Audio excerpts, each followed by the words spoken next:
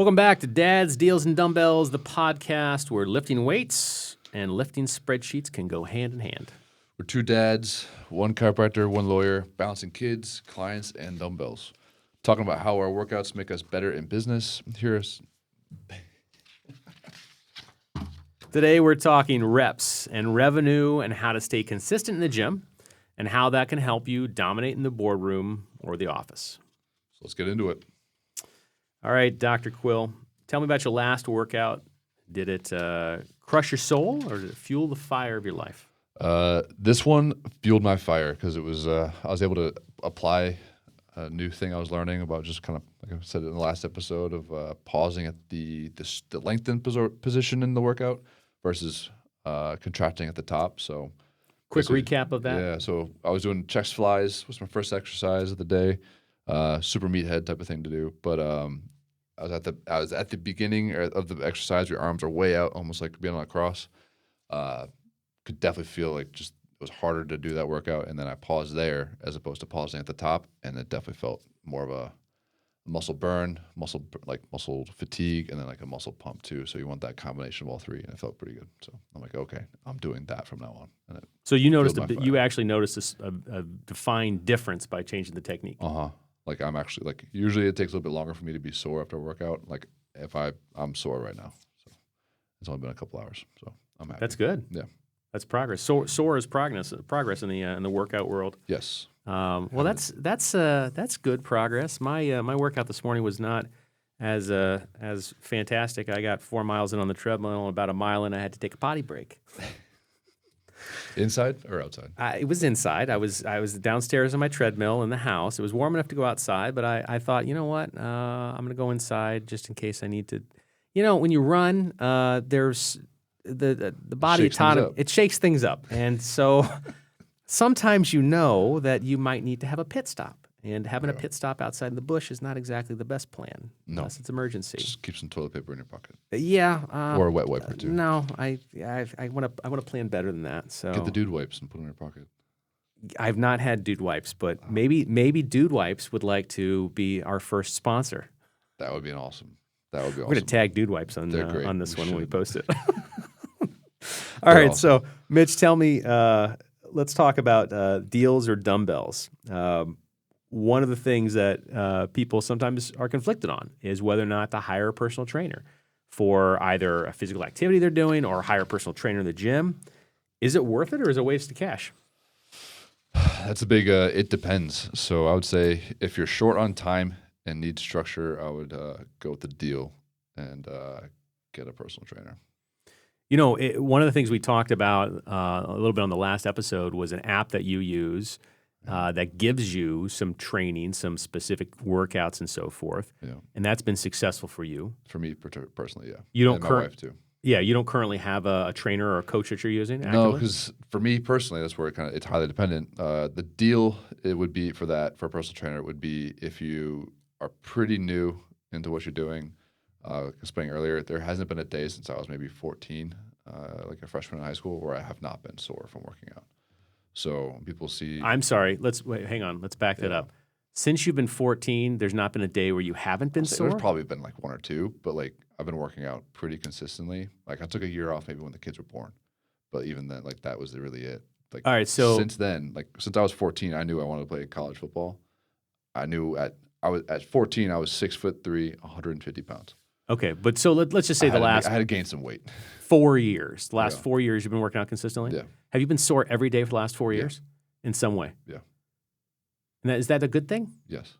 The doctor says that's a good thing. I have to tell you, I'm a little relieved to hear you say this because I feel like I've been beating the crap out of myself for the last few years. But that's where the difference in the intensity happens, right? So the personal trainer can help you out with that, right? But if you're someone that's just like, we're anomalies, I would say. I'm definitely an anomaly.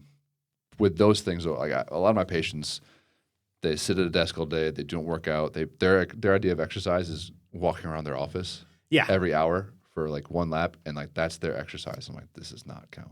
Yeah. So again, we got to meet patients where they are, meet people where they are. If that's their idea of exercise, they need a personal trainer. So for them, that would be a deal. So if you're someone like me, I would say it's a dumbbell then. Yeah, it's a good point. In the triathlons I've done, the 2 half Ironmans, when I prepped for those, I had a trainer because I frankly wanted to be able to finish the race. I was never going to be on the podium. I was going to be close to the podium, but I wanted to finish the race. Yeah. And given the length of time it was going to take me to race it, which was 7 hours plus, I wanted to make sure I had some actual coaching. So I had a triathlon coach during those periods of time who would give me workouts and structure, accountability.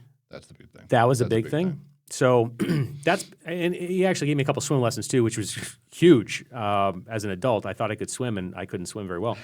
So that was really, really helpful. And I think it was worth every penny. And maybe he'll be on sometimes as a guest. My wife, by contrast, has a personal trainer that she pays for, and he keeps her accountable when she goes. And if you're listening, you gotta go, or we stop paying for it. It's one of those things. I think that the nice part about a trainer is that if we're not showing up on your own, then it's a deal, right? It keeps you going, it keeps you interested, keeps you honest, gives you something to do. If you have the structure in place and you know what kind of workouts you need to do, you may not need it, and then make it a dumbbell, I guess. Yeah, and for me, like I said, I've been playing college football. I coached CrossFit. I did CrossFit. I did some competitions. My workout background is pretty extensive. I do additional things outside of working out where I'm learning more. Like there's literally just like different rep ranges, different like positions in the workout, positions in the movement. I follow a bunch of different bodybuilders and like exercise therapists, physical therapists on my social medias. So my just openness and like ability to like digest information and know where my body is in space is a lot better than the average person. Yeah, so. I got to say, I think in this respect, and no disrespect when I say this, you are not normal with your knowledge of everything from body mechanics to how to work out and how to optimize certain things. It's a job hazard. It's part of your job, but you've also got to me. I'd say it's a job perk because I talk about this stuff all day. And you've got you've got a professional reason to do it, but then you've also got a passion for it as well. So you've got the knowledge you have is kind of a mix of those things coming together. So you definitely have more knowledge than the average person. Yes. So for me, personal trainer is a dumbbell. Yeah. But for most, it can be a big deal. Yeah, the triathlon club that I'm in, it's interesting because you have people that are outstanding athletes that are doing full Ironman competitions and just blazing through them. And you got people that are going from a couch to a 5K that are getting coached as well. So it's interesting to see the difference in athletes, and they're all athletes. They're just competing at different levels. Yeah. And one of my patients was he ran at cross country at Eastern Illinois when I was there. We just didn't know each other, but he coaches a local high school like team as an assistant coach for track and field and for cross country. He's even he still does he still uses a coach just to kind of help him keep accountable and bounce ideas off of. Even though he knows what he's doing. Yeah, so that's awesome. I will say earlier this year, I bought a new bike, and buying a bike, it's not like going and buying a Schwinn at Walmart. It's I mean, if you're buying a big boy bike, it's it's like buying a used car sometimes. And I did ask my coach to go with me to get his advice and do a professional bike fitting and so forth. I couldn't have ever figured out how to position the handlebars and the aero bars in the seat, and know the difference between the pedal stroke and the length of the. I don't know what the hell this stuff's called, to be honest with you. I don't either. That's not in my wheelhouse. But that's when you get into that kind of level of stuff, you get a level of knowledge that the average person just can't get. And you're kind of guessing. Oh yeah. So I mean, if you're going to do it, sometimes it's worth the cost. For sure. So I guess that does make it a deal. At the end of the day, it's an investment. Kind of just like a business. Sometimes you got to spend the money. Sometimes you need to conserve resources because the reality is we don't all have an endless supply of cash. The people in Hollywood, oftentimes those folks, there's a reason why they look like absolute beasts, and it's because their entire job is to have a certain look. Yeah. They've got professional chefs, they've got professional people who are helping them work out and make them look good and so forth. For those of us who are running our own businesses and managing the kids and so forth, we have to do a lot of the stuff on our own. Have you seen the stats on like LeBron and was it like Russell Wilson too? Like how much in the season they spend on their body? No, it's like millions, like upwards of $1 million. But again, just like business, right? You're gonna spend money to make money, right? How much are those guys worth? Like as athletes, right? If their body doesn't work, they're screwed, right? So LeBron dropping $1 million on massages, personal chef, PT. Dry needling, chiropractor, all the movement therapy that he can do. It's all part of the job. He's making what? Millions and multi-millions maybe even $1 billion at this He's point. doing okay. Yeah, he's doing all right. So Maybe he wants to be a guest on the podcast. LeBron, LeBron, what's up? give us a call. That'd be crazy. All right, so let's get into the grind. Discipline in workouts teaches you to be disciplined in the office, right? So setting goals, showing up to the office, to the gym, tracking your progress. How do you like to track your stuff? It's interesting. We've moved into a tech world, and I use tech to track both. Frankly, track both professionally and physically. I have several apps on my phone. I have an entire subfolder that's workout apps. Health and fitness. Yeah. It's and I'm just going to pull it up here because I couldn't even tell you everything that's in it. The main ones that I use Strava, and my workouts automatically get uploaded to Strava. That is nice. Which is kind of a combination of social media, sort of, and fitness tracking. I have Garmin Connect, which links to my bike computer. I don't love that one, but it's really good for planning out routes if you want to have it on the GPS. I've got the Peloton app for when I'm on the Peloton. I have Runna, which is an app for running. And if you're ever going to try to hit a specific time goal or distance goal, it can actually coach you through it. That's how I set my PR a few months ago. So that one was really, really useful. Nice. Training Peaks is really the main one that I use that gives you a fitness score. I'm currently sitting at an 86, which is pretty much my all-time high. Out of 100? No. I think I've seen guys online that post their stuff that are in the hundreds, like not out of 100, but in the hundreds. And I couldn't tell you. I'm sure if I read the thing, it would tell me exactly how they score everything. But it's based off of your workout, how hard it was, the length it was, and a whole bunch of other factors, and they score it. But the nice part about it is I've been using it now for a couple of years, so I've got data going back, and you can kind of see the chart. That's a huge pool. Yeah. When I took time off, it goes down. You're having an easier workout, it goes down. So that one has been very, very helpful. I've got a couple others that are in here as well. I've got one for Nike Running Club. I didn't like that one. I have one for Wahoo, and I only have that because I've got a trainer that I hook my bike up to at home. But the main one I would say would be Training Peaks, secondary Strava. Those are the main ones for working out. Yeah. Now, tracking stuff in the office, that's different. The main thing I rely on in the office is QuickBooks. It's funny because for the law firm, we do most of our billing now through a software platform for attorneys called Clio, which we can have a digital file, so we don't have to have physical files and all the client data and so forth. And then there's a billing part to it as well, where we can put together bills and send them out, and clients can get QR codes and links so they can pay their bills and so forth. But the accounting that I actually do for the business goes back to QuickBooks, and I've got data going all the way back from 2008. Nice. So I can literally pull up and look at 2008 versus 2024. And I can run profit and loss information. I can run a balance sheet. I track income per attorney in the office, which is very useful. Yes. Because it lets people know how they're doing. Yep. And that doesn't. I always tell my attorneys this too. That doesn't actually tell you everything about what they're actually doing. Yep. It tells you about the people who have paid bills and dollars that have been brought in. But when I'm not in the office, someone else is taking the calls and someone else is doing something. We back each other up. So there's some, it's not a perfect measurement, but it absolutely is data that we use on a regular basis. Yeah, it's a piece of the puzzle. Oh, yeah.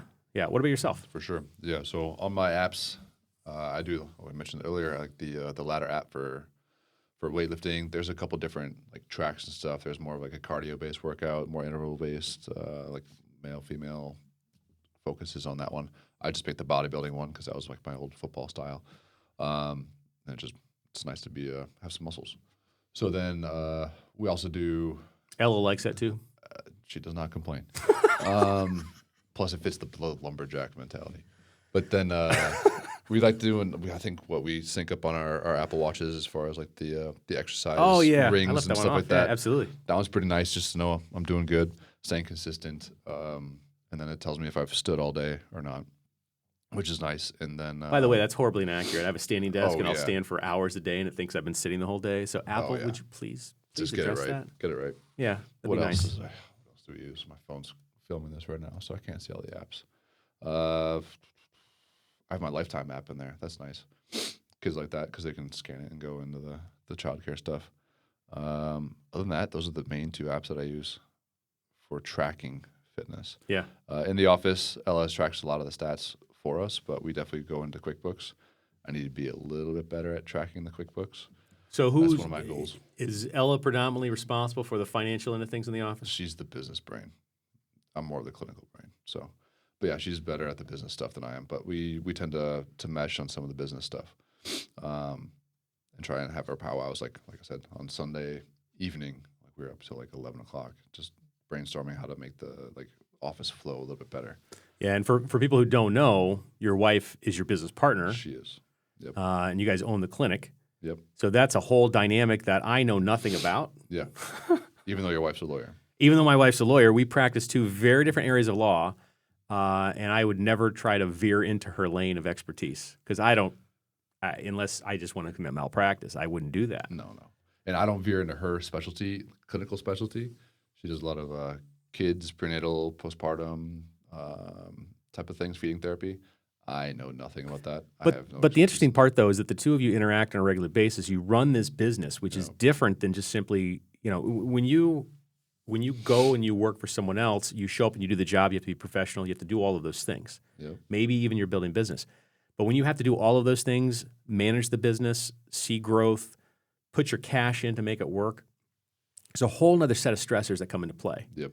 So I'm curious, as this podcast goes on, to get more information regarding how you guys make that whole dynamic work. It's definitely a work in progress. Yeah. Yeah.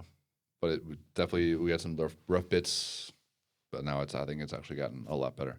That's and awesome. I couldn't point to what one thing helped, but I think it's interestingly enough, I think going to the gym, being more consistent, her being able to lift out some of her aggressions and frustrations and not use me as a scapegoat or punch you back definitely helps.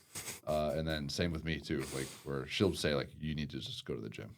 You're getting angsty. You guys both find the gym to be an physical outlet for stress. That was one of the first places we met, was at the gym in the chiropractic school. So Interesting. Yep.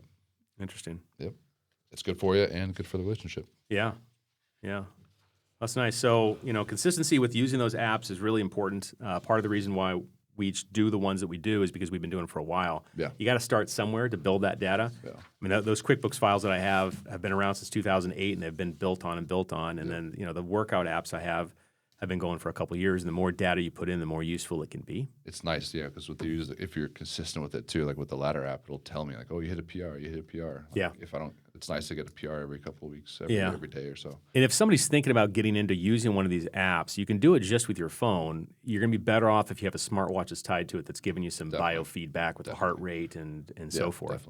Definitely. It's an investment. Gives me you should be resting for 90 seconds. It has a timer in you, and it beeps at you. It tells you when to lift. It tells you when to not. This is your app? Yeah. Okay. It goes, they're the coach. The coach is in your ear. If you have headphones in, telling you what to do. You can mute it if you don't. If you want, I definitely mute it.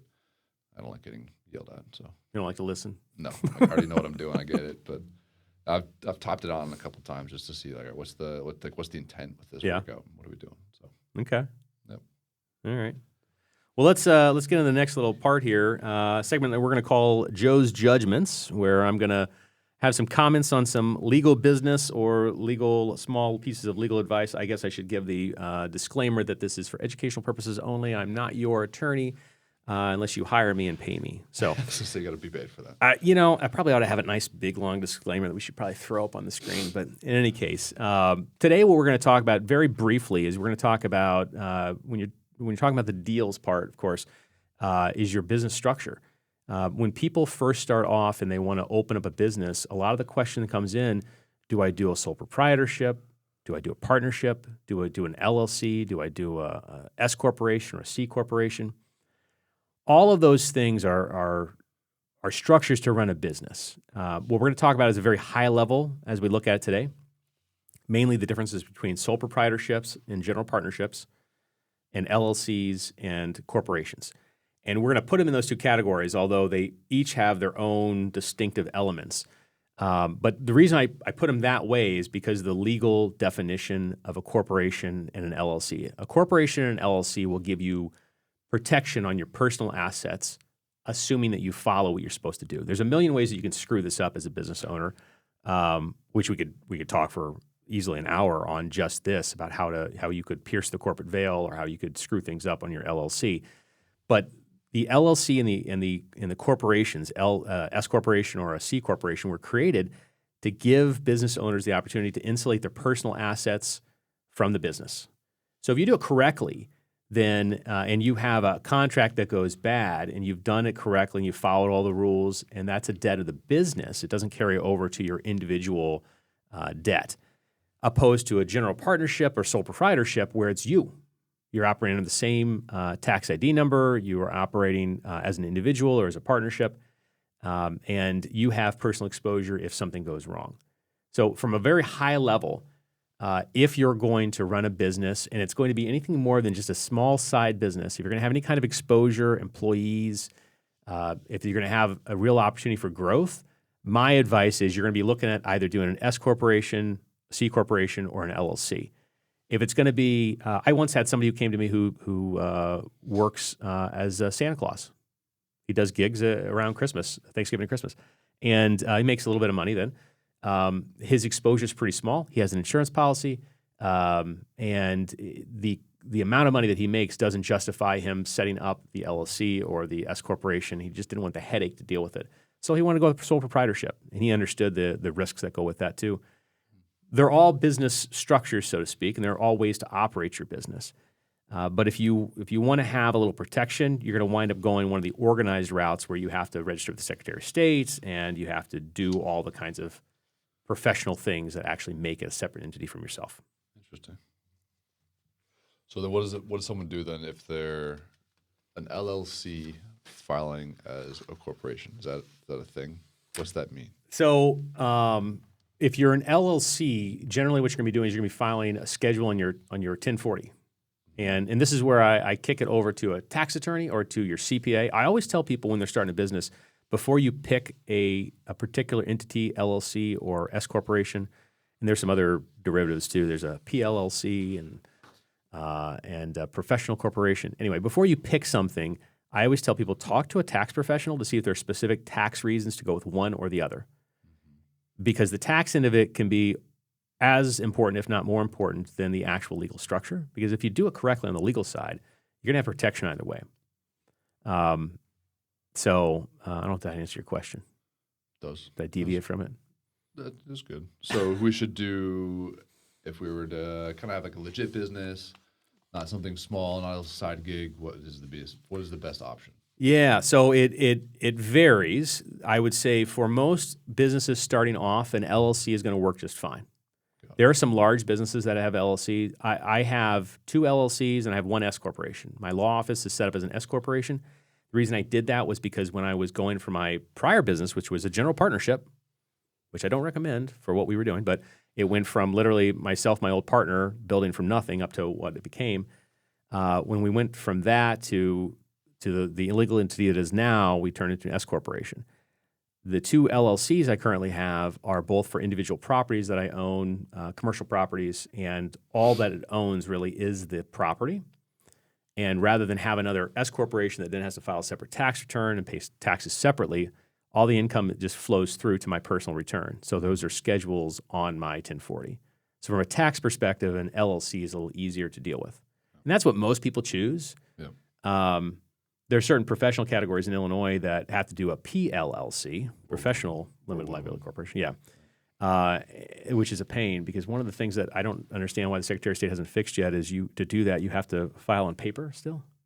They haven't gotten it to the point where you could file it online. Yeah, our business attorney did that. Yeah, but that's it in a nutshell. Got it. Yeah. All right. So final thoughts. Yeah, let's wrap up with some final thoughts here.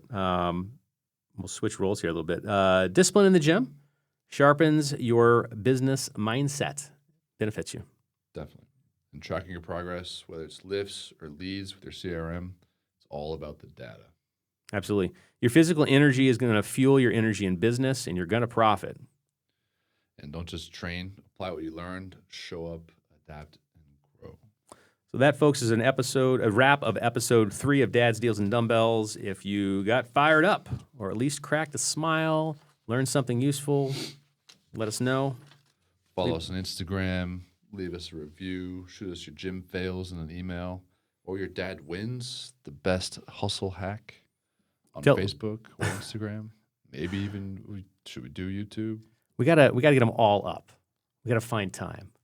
We're finding time. It's gonna happen. We're working on it. Until next time, log those reps and track those leads. Lift heavy, lead well, and love your people. Absolutely.